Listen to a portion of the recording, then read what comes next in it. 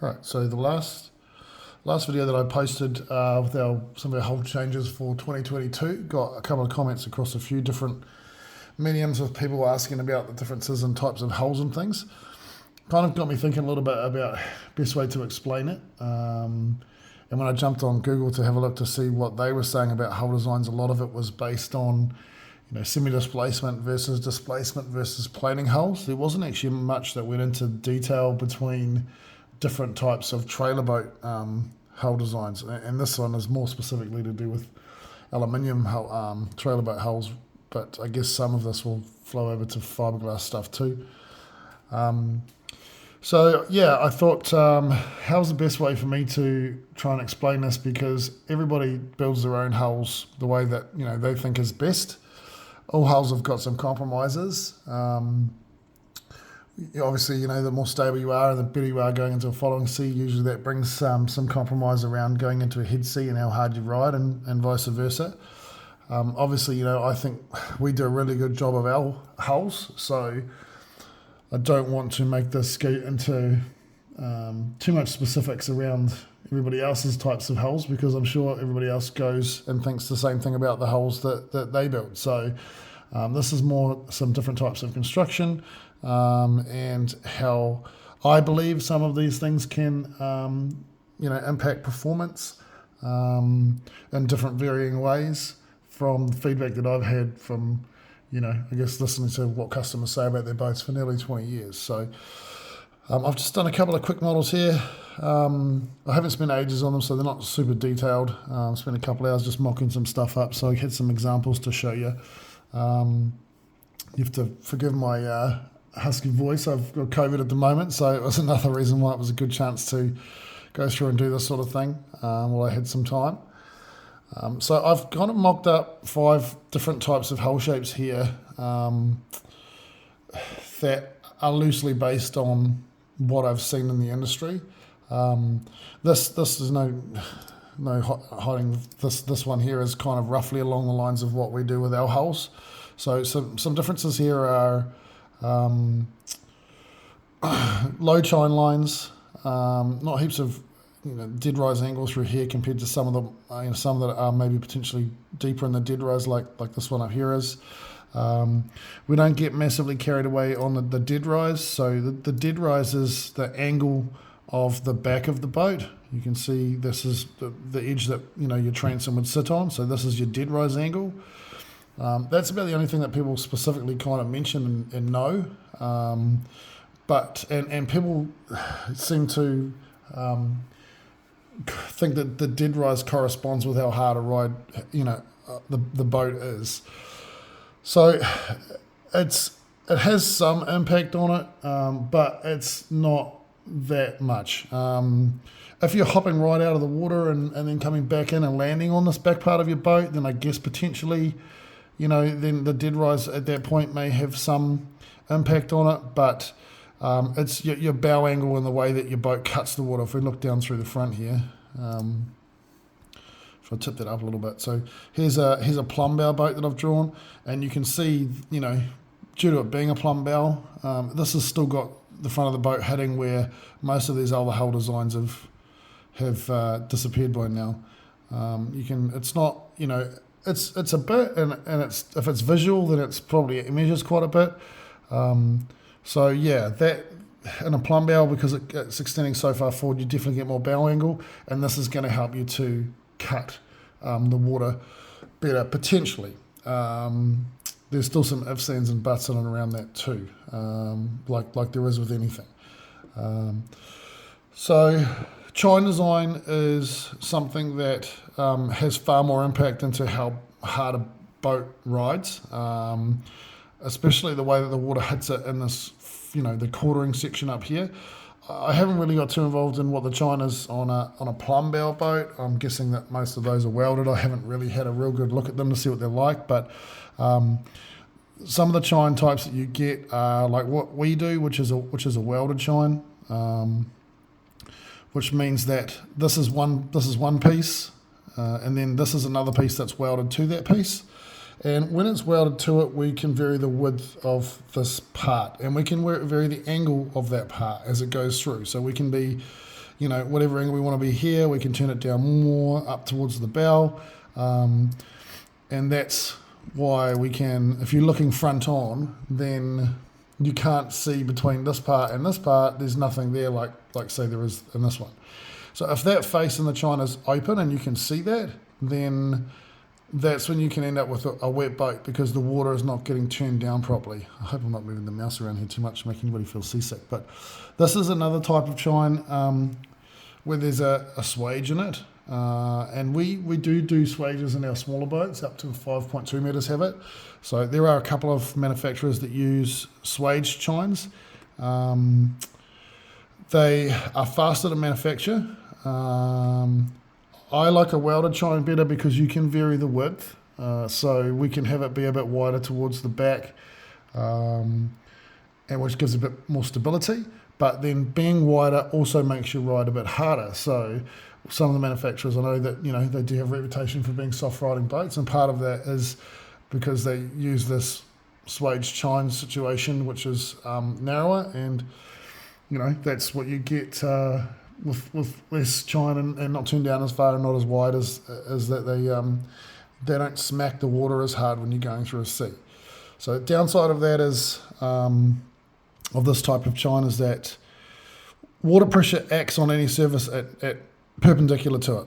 So when you have this like this and you start to roll over, when the water is hitting these faces perpendicular, when this chine is not as wide or it's not turned down as far, you don't get the same leverage when the water is acting on it perpendicular to correct the boat, to correct a roll for its stability at rest, and also its dynamic stability when you're moving along on the plane. So that's why you'll find some of these boats that ride a bit softer and don't have the big chines, they tend to move from side to side when the boat is moving and people are moving around in the boat. Becomes more of an issue that people have to be aware of than a boat that has a bigger chine like we do, and turn down a little bit more stability. But like I say again, the other side is not quite as soft as riding in a sea, in a head sea, and in that quartering sea. Another type of so when they do this swage chine, what happens is that because the chine angle is constant, it can't be varied because you can't really accurately change the angle that you're rolling a chine to as you go through. So the chine angle is fixed. So you can only make it a fixed angle towards the back, but that means that when you get further towards the front, that same angle then, this angle in here matches the same angle as what the deadrise to the chine was at the back. But you can see now that chine angle is open.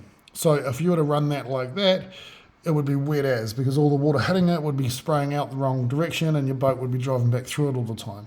So that's why a lot of these boats that have swage chines have some kind of a deflector or an edge or something at least in the first sort of third, to make sure that they can turn the water down to stop that spray from going out in front of them and making the boat wet.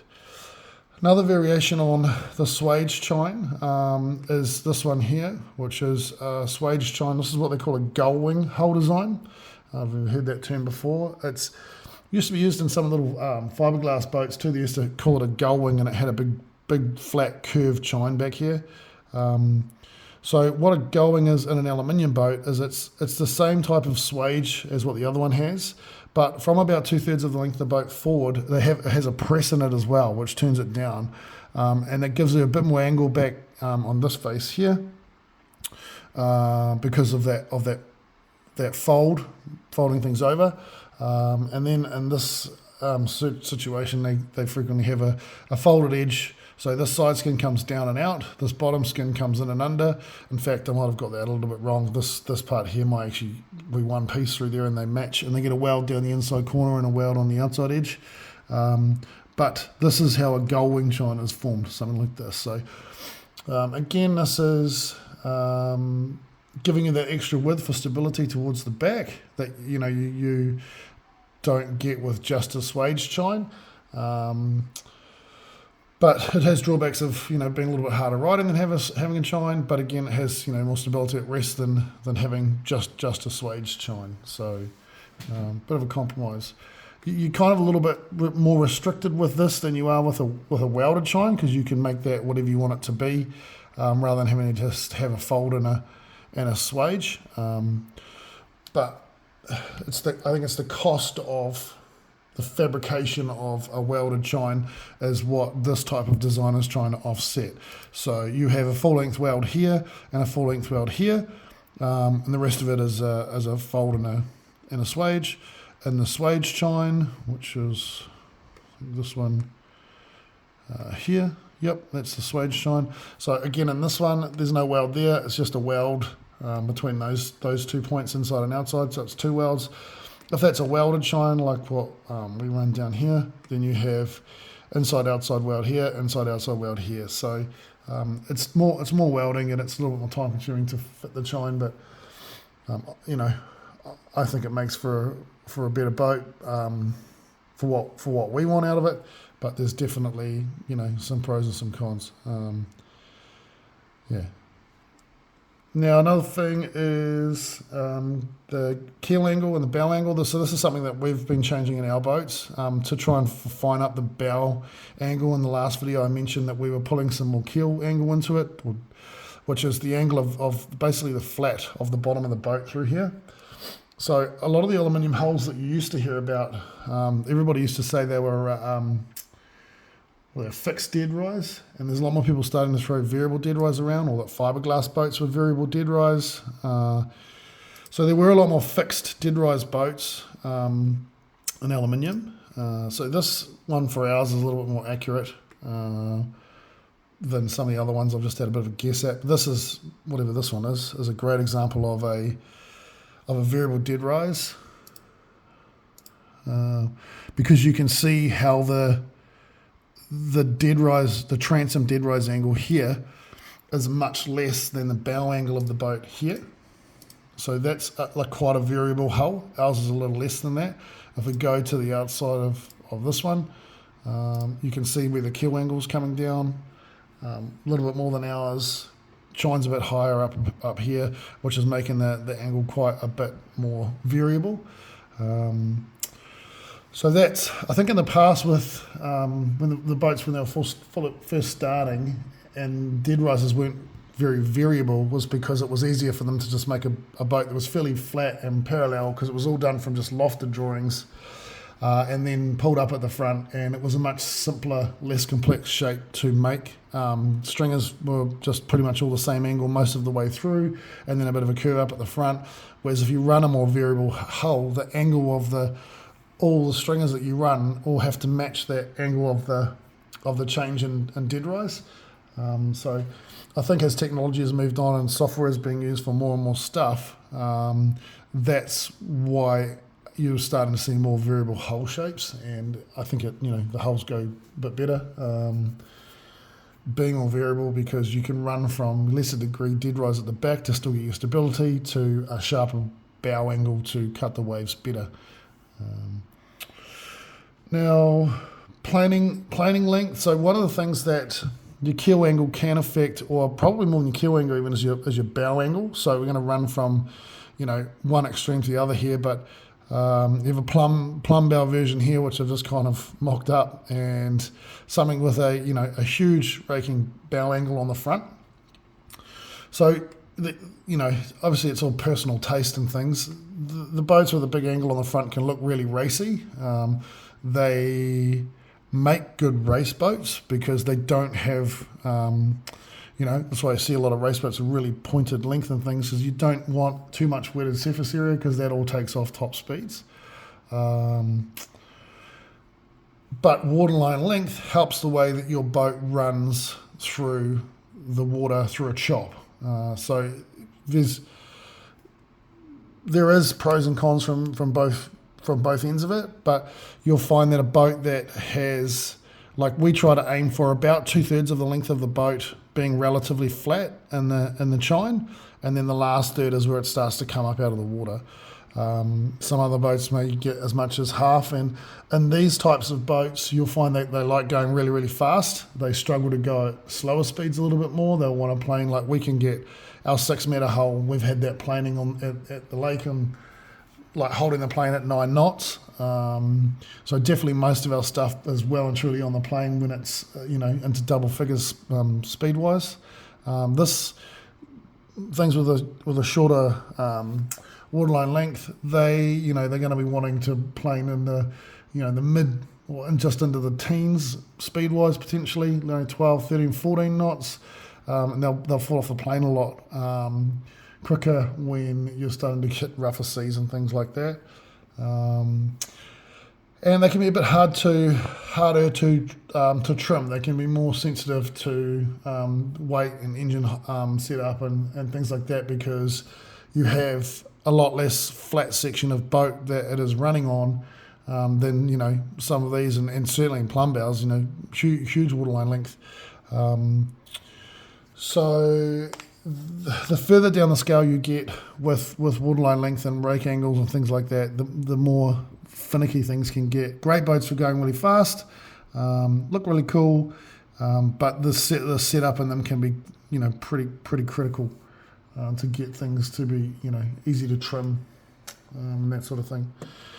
By the same token, I guess going down to the other end of it, plumb bow boats were never really designed to be planing hulls as such. They're all the older style hulls. So this new invention with them coming out with hard chines for making them a planing boat is relatively new.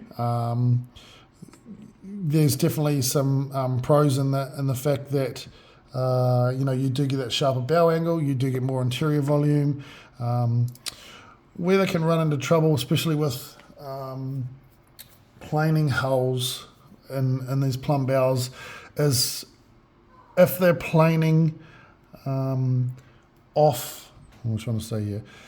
If you've got potentially too much deadrise or whatever, if they've got too much lift, because normally you'll have the lift that you'll generate from a boat with an angled bow on this size boat is I don't know, 2/3 of the length or whatever it might be roughly, because that's where the flat is.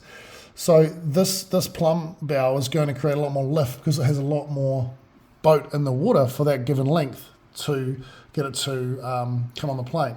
So what can happen is that if you have too much deadrise in the back, you have too much lift, then the boat starts lifting out of the water, and your planing line, if you look at a lot of planing boats, they end up planing back here, which isn't really that much difference to what you get in a normal non-plumb bow boat, because they're not cutting the water with the bow of the boat.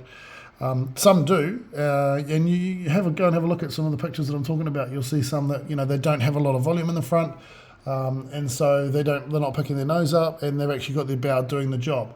Whereas some boats you look at that are plumb bows, and they're still actually planing on the same surface as what a non-plumb bow boat is. So I've spoken to a couple of customers that have gone from mono hulls like this to plumb bow boats, and lots of interior volume. And as I said, in most running, it's a little bit better. It's not noticeably better, not like they were expecting it to be over the more traditional mono hulls they've come out of. But then they say sometimes you'll hit a chop or a swell or whatever, and you'll notice that it definitely, the bow's doing the job. So a lot of that is set up and the tweaking of hull designs and things like that. And I guess that's the thing that you should take away from this the most, is that you can take kind of any hull shape and get it right or get it wrong. So you need to, I guess, try and find some people that have done some, not people that have had just one type of hull and that's all they've tried, because they don't know any different. I run into those sorts of people all the time and say, how do you find your boat at final sea? Oh, it's awesome. Awesome compared to what? Oh, I don't know. I've never been in anything else. So how can you say that it's awesome? So it's the guys that have been in multiple different types of boats. And if someone is, being honest about it, there's probably something good to find in every boat that's different than they've been for a ride, and for the most part, they'll do something well because everything is a compromise. So it's pretty hard to have a compromise where everything that a hull does is rubbish. So those guys that can get a little bit more technical about where they notice that a boat's gone well or not gone well in certain conditions, they're well worth talking to. But the guys that have had nothing but one type of boat and tell you it's awesome everywhere are probably not really that much worth talking to. What else did I have on to talk about? So the thing that we make a big deal about is our downhill running, following sea performance. So when you have these chines and they turn down a bit more, and they're a bit fuller in the front. They give you a lot of lift as you come down and bury the nose. We also run quite a lot of volume in the front of our boats. So when you run down a wave, they displace a lot of water quite quickly, and that displacing of water knocks a lot of speed off as you hit the bottom of a wave. If you have a very fine front, which typically can be your plumb bow boats, if the weight distribution has quite a big impact on what your following sea performance is. So we do hear some guys with, not so much our boats because they're set up to be good in the following sea anyway, but some of the other boats that can be a little more iffy. And one guy will say my boat goes good as, but he ended up running like a 150 on that. And then the other guy said, my boat's a handful in the following sea. It's the same hull, but it's got a 115 on it. And he's missing about 40 or 50 kilos off the back. Sometimes that can be the difference. Or it can be the dude that's driving it with his mate and they're both 120, 140 kilos in one boat and the other one, the guy's at 80. Things like that can make a big difference to how it goes in a following sea too. But typically, if you don't displace a lot of volume quickly, that's when you can get a bit broachy running downhill. Because when you hit the bottom, you're still maintaining a lot of speed. Your boat hasn't knocked speed off. Also some of these boats that have the smaller chines towards the front, they can struggle a little bit too. Sometimes on these deflector rails, if you really bury the nose, you can catch pressure on it the wrong way, which can make the broach a little worse. But again, that comes back to driving and how the weight distribution in your boat is set up as well. But I've certainly heard of a few guys that have had issues with that sort of thing, and boats being a little bit harder to drive because they don't have the volume in the front, or they're very fine in the front. Definitely when you run that deeper dead rise, if you start going too far, then that can take a lot of volume out of the bow and it can struggle. Also, if you run your chine line up quite high, like when you've got a lower chine line, then it's creating the water pressure to pick your nose up much earlier than something that has a higher chine line that has to bury the nose that much more before that chine actually starts working and doing its job and picking the nose up. So that's definitely something that, that's probably our number one focus, is to make sure that, we're good in the following sea, and then we go from there. The last little thing that I was going to touch on is that I know there's a few guys where we run quite straight-sided. This isn't particularly accurate for any of them, but some people will quote a 2.5 metre beam, but the side skins tuck way in, and then we tend to run quite vertical sides. So we had our boat as a 7 metre and another manufacturer's 7 metre lined up at the same time in the showroom, and out of interest we measured them at the floor line, and our boat was 2.2 metres wide to the floor, to the chine, and this other boat was 200 mils. It was actually like 1980 mils. It was 220 mils narrower on the water than ours was, but we were both quoting a 2.5 metre beam. So something else to be aware of: if you're narrower on the water, that'll also affect how what the rider's like, because you've got less beam of boat going through the water. It's not so. I guess it's something to be aware of, that not all boats are created equal. But again, there's pros and cons to all of this stuff. We're wide on the water, so we're super stable, but you pay for pushing 2.2 metres of width through the water versus something that's at 2 metres. But then you stop and you're fishing, and you pick it up in stability, and again, and people walking around in the boat while you're on the plane and all that sort of stuff. It's all got pros and cons. So I've said a little bit about with what we do being a little bit compromised in a head sea. I don't think we're a hard riding boat. We have made them a little bit better with the new models. Definitely there's some harder riding boats out there that have more Deadrise than us, or chines that have gone too big or turned down too far, and they make them a bit hard riding. Some of the things that we do, though, to try and negate some of that, is we make the structure under the floor in them super, super strong, and put a lot of weight down low, which makes the boats feel really solid. And so the last thing that we do that I wanted to touch on was the smallest boat that we do where the floor is welded into the chine is this 5.5 metre model. To some of the manufacturers, again, it saves time, it's faster, where you run a floor line into the bottom skin of the boat. We do that at a 5.5 metre. After that, we go to like what else bigger boats do, where we run the floor line into the side of this the boat. So this is definitely more time consuming because it all has to be trimmed in really nice and neatly. But from an engineering point of view, I really like it because you have this, it's almost a bridge type structure where if your side skin is welded to here, you've got some bulkheads and stuff that stop it from moving. But that's kind of it. There's nothing stopping those sides from wobbling, especially when you've got a hard top and you had a wave slightly off to one side and the whole hard top wants to move forward. If you've got one point of contact in a weld in a bigger boat like that, you can, the sides are not anywhere near as strong or as rigid as when you've got a floor line. Excuse me. As when you've got a floor line that's set up away from that, and you've got a weld down here at this point of contact here, but then you've also got bracing from that. So also it traps a lot of sound in underneath there. So sometimes you can hit as hard, but it doesn't feel as hard because the boat feels more solid, or it's got a bit more weight to push through, or whatever it might be. So we know what our shortcomings are, and then this is why we do go to a lot of effort to add a lot more structure in under the floor and keep things really rigid. To offset what some of the the good following sea performance is, so to offset this with the head sea performance, just by making everything really strong and rigid and lots of support and that sort of thing. So yeah, drop me a comment if you've got more things you want to see or more in depth about what this is. I don't know if anybody's going to make it through 26 minutes of video. If you do, congratulations. I hope you learned something. Hopefully I haven't stood on too many toes. That was my biggest concern making this video, because like I say, everybody thinks they have the perfect boat, but the reality of it is that everything is a compromise, and our boats are the same as that, and I feel like we've been honest about that here and what we can do to try and offset some of that. So yeah, again, if you've got any questions or anything, let me know, and happy to answer them. Thanks.